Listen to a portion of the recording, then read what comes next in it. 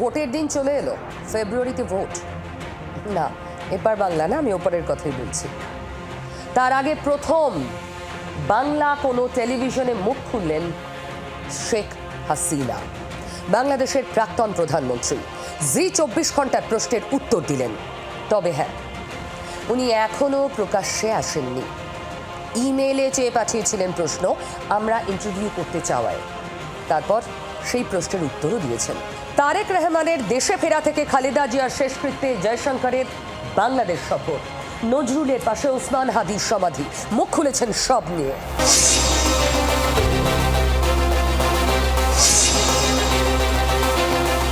বাংলাদেশে ফেরার পর আপনার অগ্রাধিকার কি হবে? সাংবিধানিক ও আইনি শাসন ফেরানো আমার অগ্রাধিকার হবে।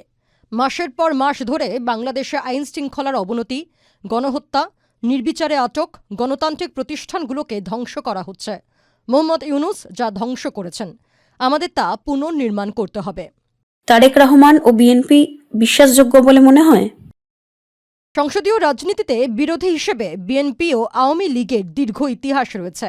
তবে এটা ভুললে চলবে না, তারেক রহমান জনগণের টাকা ৯/৬ দোষী সাব্যস্ত হয়ে ১৭ বছর লন্ডনে নির্বাসনে ছিলেন। আমাকে সবচেয়ে বেশি উদ্বিগ্ন করেছে নিজেদের স্বার্থে বিএনপির মৌলবাদীদের সঙ্গে জোট বাঁধা।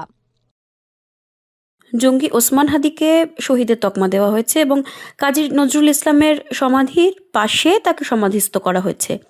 জাতীয় কবিও একজন জঙ্গি, পাশাপাশি সমাধিস্থ করাকে আপনি কিভাবে বা কি চোখে দেখছেন? কাজী নজরুল ইসলাম নিপীড়নের বিরুদ্ধে ও সাম্প্রদায়িক সম্প্রীতির পক্ষে দাঁড়িয়েছিলেন। শরীফ ওসমান হাদির মৃত্যুর পর যে হিংসা দেখা গেল, সেটা সম্পূর্ণ এর বিপরীত। হিংসা ও ধ্বংসযজ্ঞে অংশগ্রহণকারীদের শহীদ বানানো গভীর উদ্বেগজনক। ভারতের বিদেশমন্ত্রী ও জয়শঙ্কর খালেদা জিয়ার শেষকৃত্যে গিয়েছিলেন। বিএনপির সঙ্গে ভারতের এই সমীকরণকে আপনি কিভাবে দেখেন? ভারতের পদক্ষেপ ছিল একজন প্রাক্তন রাষ্ট্রপ্রধানের প্রতি কূটনৈতিক সৌজন্য ও শ্রদ্ধা।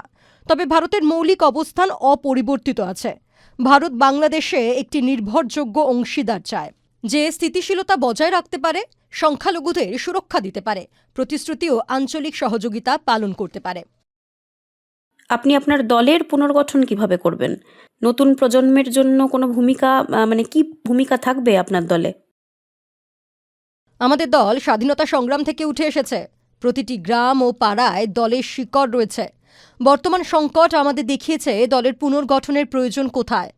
আমাদের এমন নেতা প্রয়োজন যিনি প্রত্যেক প্রজন্মের সঙ্গে জনসংযোগ করবেন, শহর ও গ্রামের তরুণ প্রজন্মের চ্যালেঞ্জগুলো বুঝবেন এবং ডিজিটাল যুগে আমাদের প্রতিষ্ঠার সময়কার নীতি স্থাপন করতে পারবেন।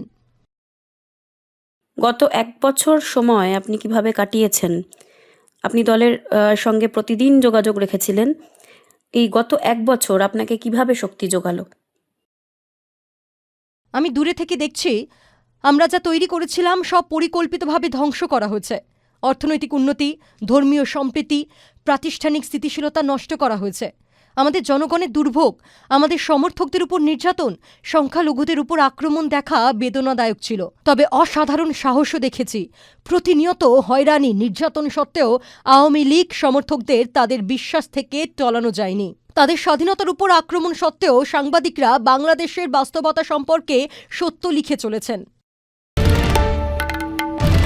বাংলার আওয়াজ, বাঙালির আবেগ, জি 24 ঘন্টা।